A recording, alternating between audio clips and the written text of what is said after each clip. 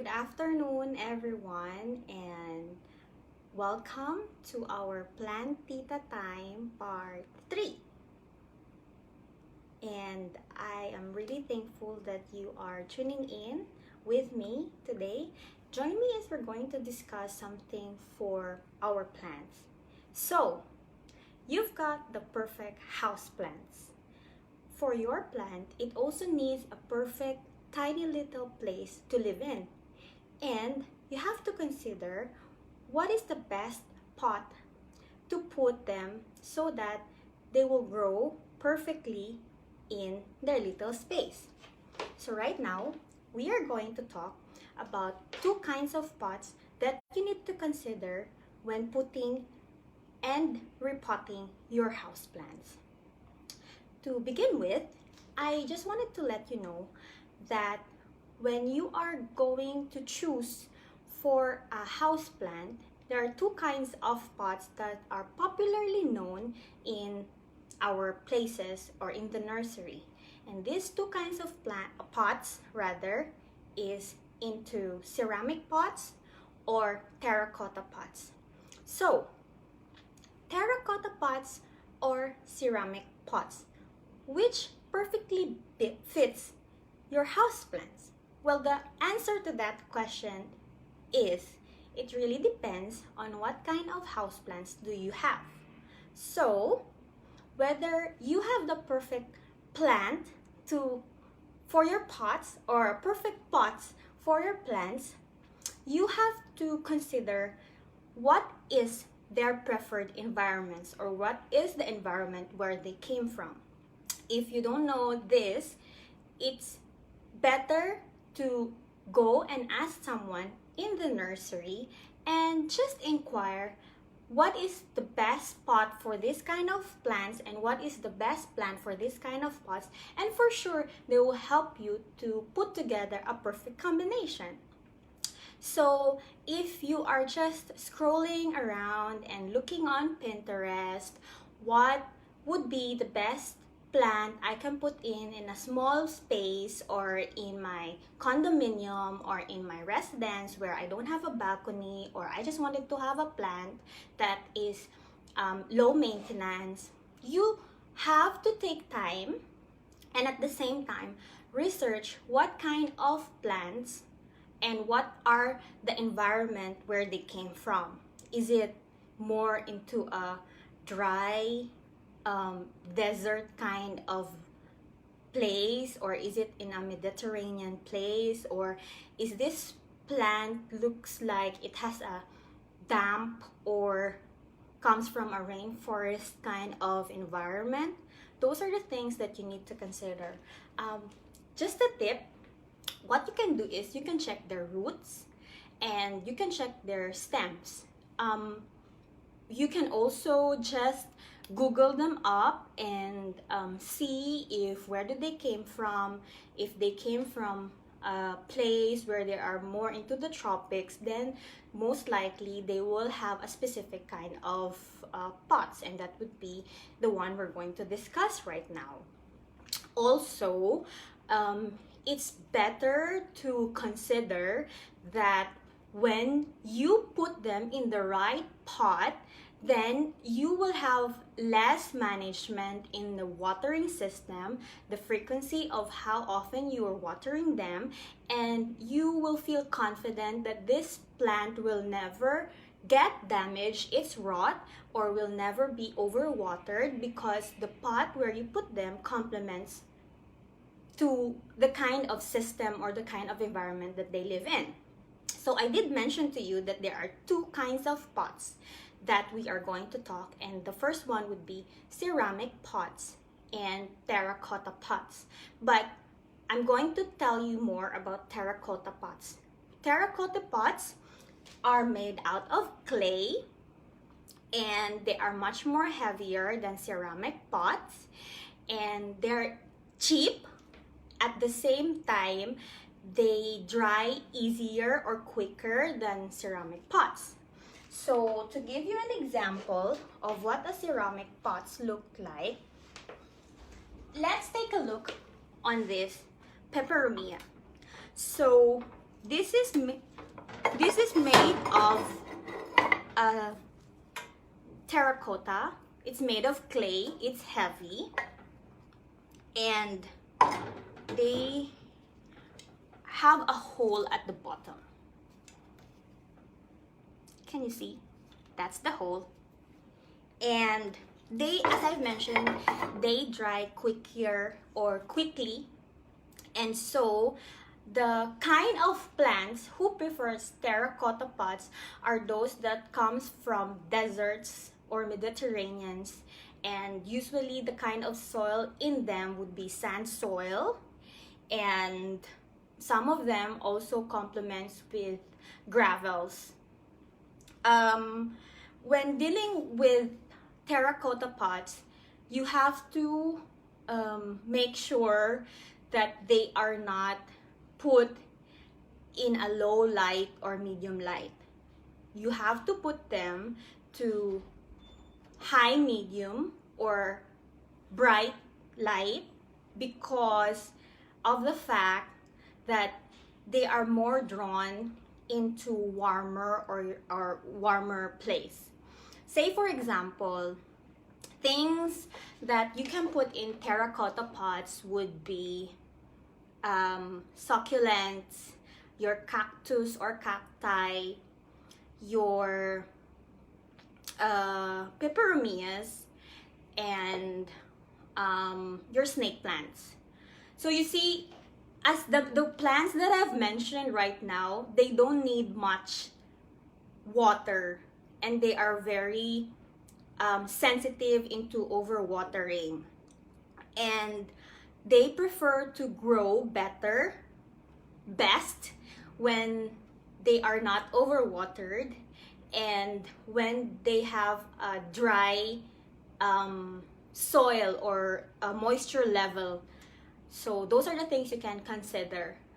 For example, you don't water much succulents because it will rot or damage their roots. You don't water too much your cactus or aloe vera because it will just gonna soak them or kill the roots that they have. Another thing that you have to consider would be your Zizi plant.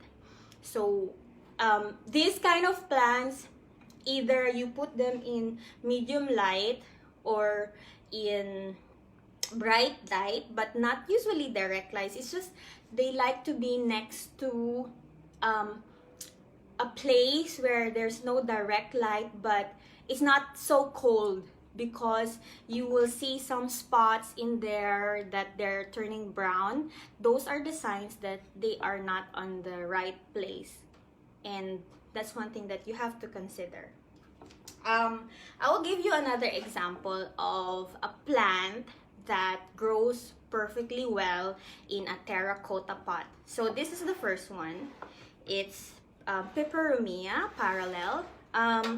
It's not a succulent, but it has the characteristics of a succulent. Don't overwater, don't put in low light, so it has to be in medium light and not overwatered.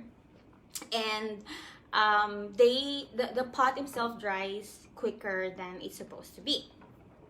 I'm gonna give you another example of a perfect plant that grows in terracotta, and that will be the snake plant.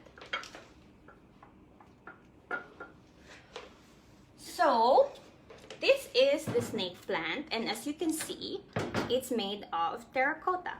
It's made of clay, so this is heavy, and this is called Sansevieria, but it's perfectly known as snake plant.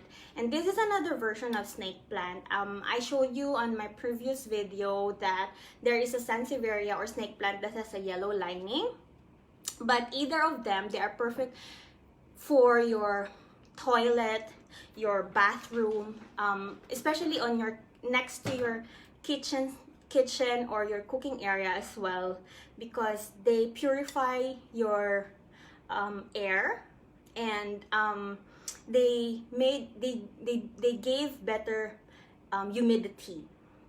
And I put my Sansevieria on my toilet, in our toilets areas. I also have in our bedroom, and they grow in medium light, yes. So to take care of them, as I've mentioned, when you have terracotta pots, they are heavier, so it's not easy to move them from one place to another. But this plant doesn't need more watering. So say for example you have some spots, you have to take note. If you have a spots of your Sansevierias here and on the roots, that's a sign of overwatering. And if the leaves are falling off or getting damp, they are moist, and when you press them there's a water, means that the source of the root of that Sansevieria is rot, means damaged. How to rescue that dying Sansevieria? You have to pull it out. You have to clean it with the running water, because this is toxic to animals. You take that one out, that moist leaf, you cut it, and then you put it back again. Don't water right away. Just put it back on the soil, and then don't water, and then water the next day.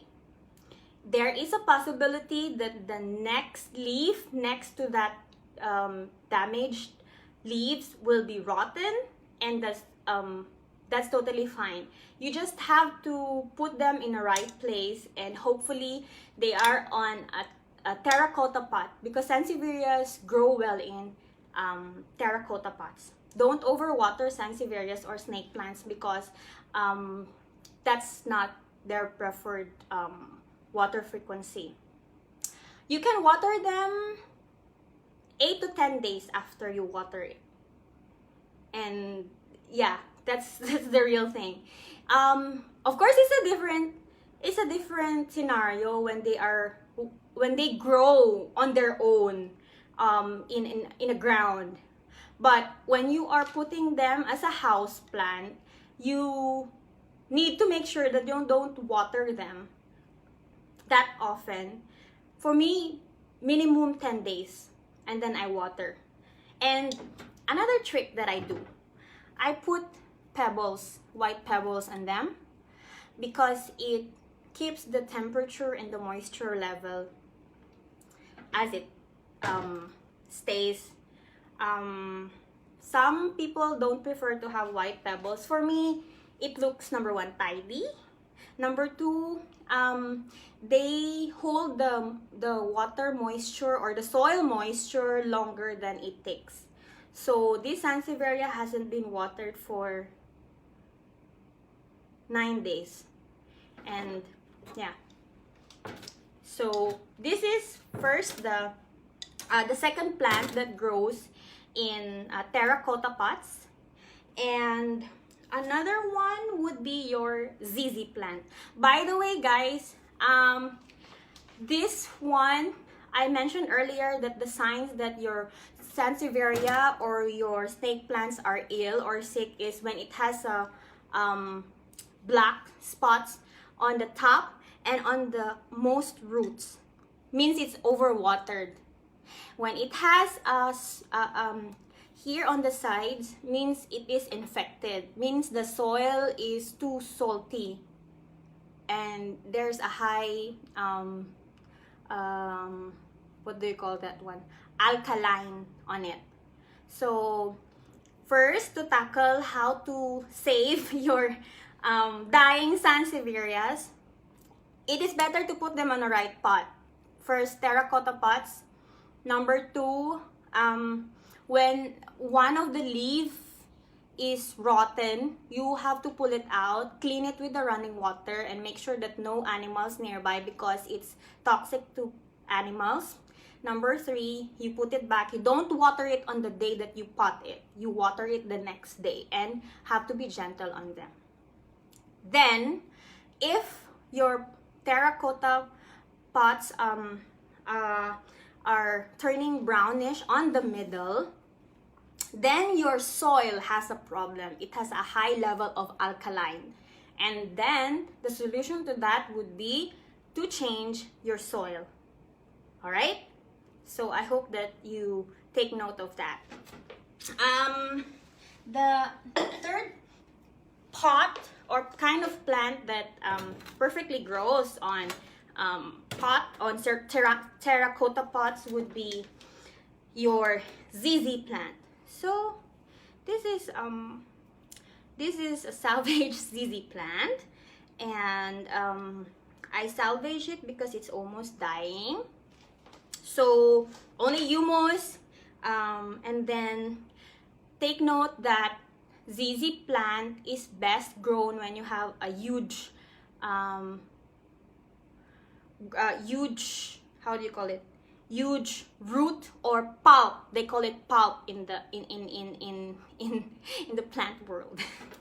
And what you have to do, also this is toxic to animals, and some people who have skin allergy or have a sensitive skins have to avoid the sap on it. All right, so when I take care of this, when I do repotting, when I clean them over running water, and then after that I would put them here. Same goes with Sansevieria, because they have this kind of character that they are into Mediterranean or deserty kind of a plant. So you don't water them when you repot. You just make sure that the soil you use is moist, you know. Put it there, not too moist, not too wet, just moist. Put it there nicely, and then I really use some white pebbles on it. Zizi plant and Sansevieria or snake plants are good as your ground plant in your toilet. If you want to have something on your toilet that you can hang or you can put as elevated, you can use spider plants. I will show you what does a spider plant looks like. So for now, don't overwater this. I water this 10 to 12 days. All right, but the terracotta pot itself is quicker to dry the soil. And so what you have to do is you have to make sure that the soil inside is not overwatered or over moist. I already gave you a trick how to do it yourself. Test if your soil is still moist or not. Use one of your finger. I use my pinky. Put it an inch in your pot. It doesn't have to be very near, just like an inch away from your plant. Put it down. If there's you can feel moisture on it, like this, then no need to water. Yeah. When you think that, oh, I need to water my plants because, you know, it's been a long time I haven't watered them. These kind of plants, they don't need much more watering. They just need right, dry places with the proper light and a proper pots. And I hope that you will remember that. So that's the third the third plants for terracotta pots that you need to consider. Another one, any suggestions for bathroom plants? Succulents are always good. Aloe veras are always good. So you can buy a terracotta pot and put an aloe vera on it and succulents on it. And I don't have succulents. It's just not. I love them, but I'm more into house plants. But I do have succulents back when I was in office. I just find succulents to be nice. It's just that my preference would be house plants. But succulents are easy. And don't feel pressured when you have succulents. I told you, don't overwater them. And succulents grow according to the size of the pots that you're planting them. So if you expect a tiny little succulent, you put it in a big pot, it will have a pressure and it will be overstressed to grow. So that's why they grow in multiples of 2 or 3. I prefer to have them as, so if you have this kind of succulents, always make sure that it has an inch, but not too big, you know. Give them some time to adjust, and then once they're already big, like their leaves are going out on the pot, then it's time to repot them, you know. So yeah, that's it. And of course, terracotta pots are cheap, and they all are, most of them are colored orange or brown. If you can find some nice terracotta pots, invest on them, especially if you're having snake plants or sansevierias, and they're really, really good. So let's go to the second kind of pots, which I usually have in my house. And this second pot is called ceramic pots. Ceramic pots are lighter than the terracotta pots. They are made out of a mixture of clay, but I guess they are also made of a variety of plastic or plastic kind of a mixture, but they are glazed and coated with a specific kind of paint. And that paint, which was coated to this kind of pot, keeps the moisture of the soil longer than the terracotta pots. So let's have a look on them. And at the same time, just wanted to let you know that plants who grow better with ceramic pots are those who are a bit damp or needs more moisture, or plants that you kind of like consider that they came from a rainforest or a jungle. So these can be your alocasias, your calatheas, your anthuriums, your syngoniums, your spider plants, and your monstera. If you kind of like visualize them, monsteras, they are just stuck on a bigger tree and like a fiddle leaf tree. So these kind of plants, the origin of their environment came from damp, moist rainforest kind of environment. So to start with, let me introduce you to this is also another good for bathroom place, snake plant. Also good when in your living area, is really, really good. So you can see my snake plant. Yeah, this is, I did show you a snake plant earlier, and this is the second snake plant that I have. Snake plants, no, sorry, this is not snake plant, this is spider plant. Please forgive me, I'm wrong.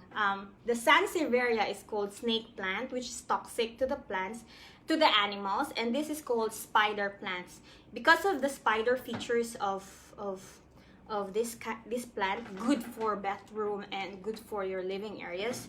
And this is the ceramic pots I'm talking about.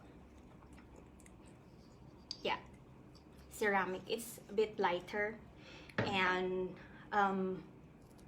doesn't need more watering as expected. You can say 8 to 10 days, or you can check it with your finger for the moisture level. If you feel like it's still moist, give it a day and then water it. Doesn't have to be 10, but if it's on 10th day and it's still moist, then you can give it a day and water it. Sansevieria is good for low to medium light. Yeah, actually this is really good, and you don't need more watering on it. They also can be cold and airy plant, but they're really nice. And once they grow more, they will have a little spots on the part of their leaves, and then they will grow and have it on vine. If you put it on an elevated area, it will have a long leaves, and it will propagate on its own. But I like it like this, and you can put it next to your on a eye level in your bathroom. This one, where did I put this?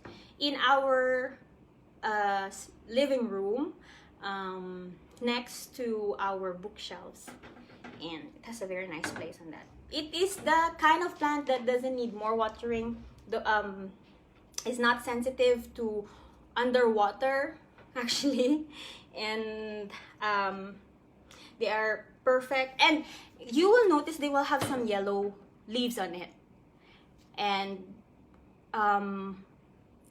it's their normal growth. So, spider plants will have a yellow leaf on them. What you are going to do, or what you can do to maintain it, you can just take it away, snip it at the very end, and take it out, or you can just wait for it until it turns perfectly or pure yellow.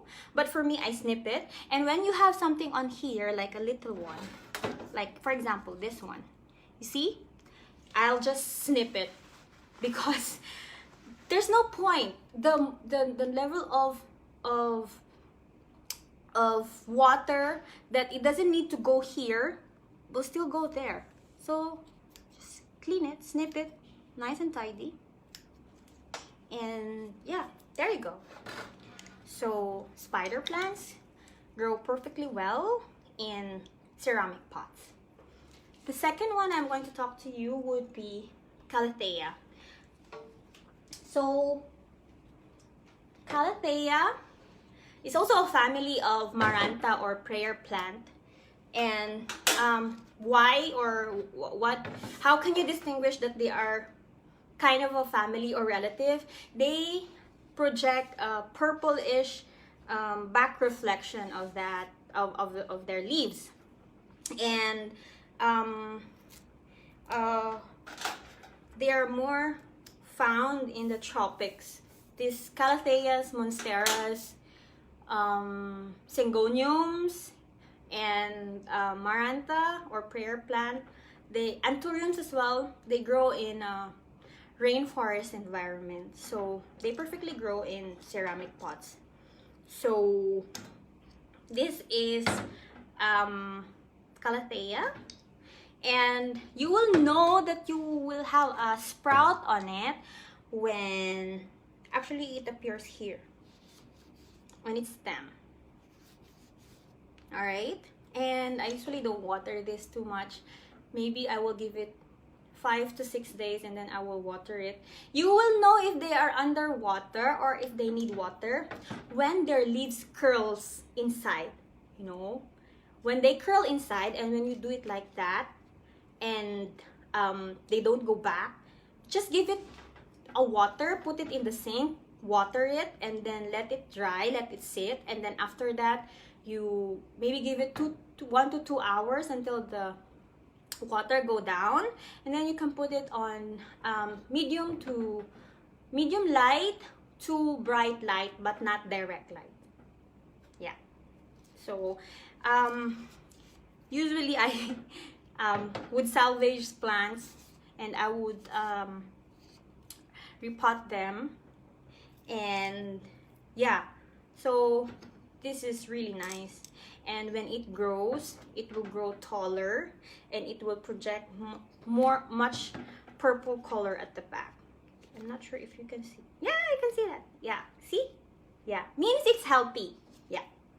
And another trick, when you want your plants to give their best shine, I wipe them 2 times a month, and there are 3 options that I do when I'm wiping the leaves. First option would be to wipe them with a cloth and spray them on top and wipe it. Number 2, water, like 100 ml or 50 ml, usually 100 ml of water, and then 1 teaspoon of milk, like milk but very less, and then I shaked it, and then I would spray it on a, not too near, but a little bit far, and then wipe it. Or you can also use egg yolks. So 500 ml to 100 ml of water, egg white, and then you mixed it, and then when it bubbles, you kind of like put your damp towel, and then you wipe it gently, and then it will show the shiniest leaves that you ever have. So that's one thing that you can take care of your Calathea, of your Monsteras, and of your philodendron, some of it, and your ivy. But for ivies, I don't usually wipe them. It's too much. They have a lot of leaves. So yeah, this is plant number 2. We have spider plants, good for toilet areas and also for your living room areas. This is really good for your living room, especially if you have big plants next to it. It complements it. And the third one I'm gonna show you would be Anthurium hopevale. This is the precious Anthurium hopevale. Can you see? It's so pretty. So it has a rough texture. It doesn't has that shiny character of a plant, and you can see that it's only 3 on them. But when it grows with the leaf, with the stem. Yeah, like my alocasias, but takes a longer time. Like if you don't use fertilizer, it will take you like 1 to 3 months to show. And by the way, just to make sure, Anthurium hopevale are the kind of plants that are very stressful, meaning to say they don't want to be moved more often. So you have to put them in one corner and then let them adjust to the light. Otherwise, they will have a brownish part here in this part, and here. If you have that, give it a day, give it 2 days, or 2 to 3 to 5 days to have that, to put. Maybe it's too cold, or maybe there's no proper light where they got it. If you put them on direct light, they will be burned. That's how sensitive Anthurium hopevales are. And yeah, you see this kind of dots. For some reason, they are being touched, or they get scratched, maybe through movement or relocation, and yeah, they're very sensitive, but they really projects nice leaves. So this is the third plant that grows perfectly well on a ceramic pot. This is Anthurium hopevale. I will show you my Syngonium.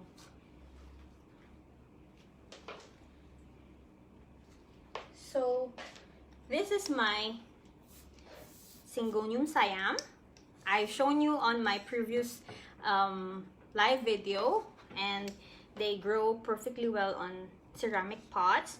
Another distinguish you can see from ceramic pots, they don't have big holes at the bottom. Yeah, some of them, they don't even have holes at the bottom. And yeah, and the last time I told you, this is the sprout, and there's another one coming up. So what can I say with regards to ceramic pots? They're sustainable, and they are a bit not cheaper, or maybe I can say they don't have the same price with my terracotta pots, but they are really good if you want to have a better interior of your plants, because of the fact that most of the house plants comes from a rainforest environment, or prefers to have a damp moisture level. So that's it. And last but not the least, that grows perfectly well in a ceramic pot would be the Monstera pot. And I'm going to show you my Monstera pot. And this is my Monstera. Ta-da! It's very big. I have a bigger Monstera outside and it's too heavy.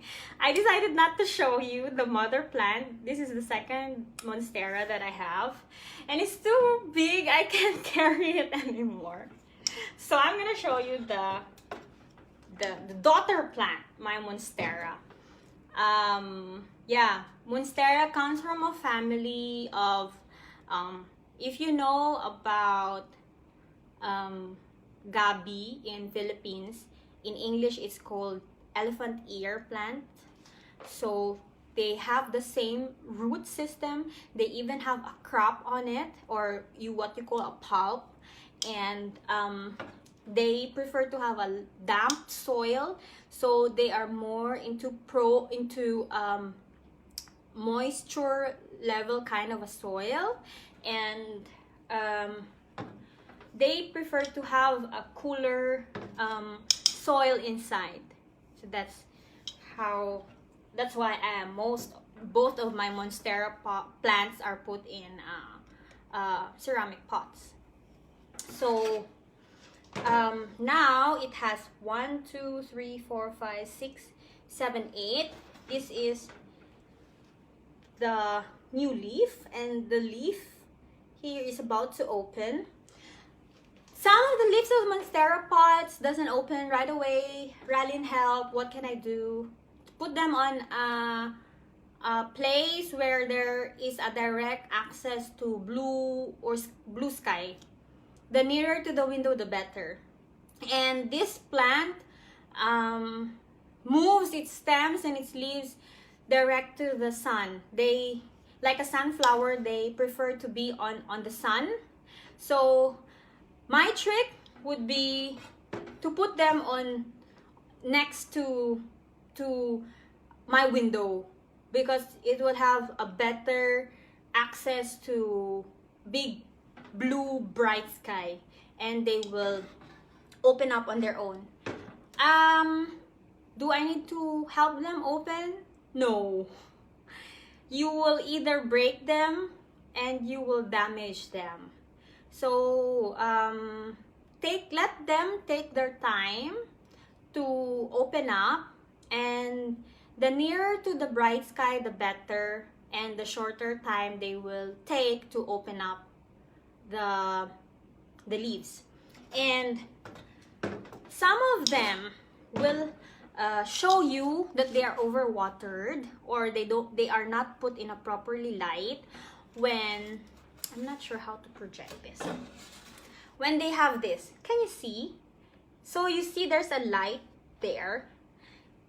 Actually, this leaf is put in an area where it is being covered on this part. So all of the leaves has a direct access to light. Only this leaf has a shadow on it, and it shows this light part. Yeah, this light part is a sign that it doesn't get the right light it needs. And this is the best example of a plant when you talk about photosynthesis. Yeah. How often do I water my Monstera pot? My Monstera plant? Around 6 to 8 days. Yeah. And then, do I give fertilizers to them? No, not at the moment. Do you recommend to give them fertilizers? Yes. But, you have to make sure that you put them on the right kind of soil, right kind of pot, and the proper lighting. Otherwise, even if you have the fertilizer, it will be damaged, you know. So if you're starting or a beginner Plantita, and you don't know what kind of fertilizer, I guess take a little bit of a manure and just a proper humus soil is better. And if you have access to coconut husk, to rice grain husk, take it, put it in the middle, and put some pebbles on it, and put some soil on it. That kind of soil your plants will appreciate. And fertilizers, you can do it when they are already 6 to 1 year old in your house. That's what I suggest you guys, because having a limited knowledge on your fertilizer will either make your soil acid, or you will just cause your soil to have a higher level of alkaline. So how to make your plants like mine shine bright like a diamond? As I've mentioned, I use water and egg white mixture, and 500 to 1,000 100 ml or 500 ml water, and put egg whites on it, and then mixed it, damp your cloth, and then start wiping them, yeah, gently. And then you will see how your plants will shine bright. And for all people who have monsteras, who have calatheas, who have prayer plant like marantha, wipe your plant's leaves. They will appreciate you for that, because you are taking out the dust that are present on them. You are helping them to develop a better process for photosynthesis, and the plant will feel lighter with their leaves, you know. And if you don't wipe your plants, actually there might be possibility that it will have some infection at the bottom, and it will have some insects on it. Yeah, so check on it. And it's advisable to wipe your plants leaves. And since you invested on them, I guess it would be also nice if you take time. Can you see there's a how do you say, it means I haven't wiped this part. Do you have to wipe at the back and the front? If you can, you just wipe it, because by the way, the mixture that you used for wiping your monstera leaves, you cannot use it again. You have to throw it. So that's how it goes. You just use it. And yeah, so this is ceramic pots. This is terracotta pots. Going to see if you have any more questions.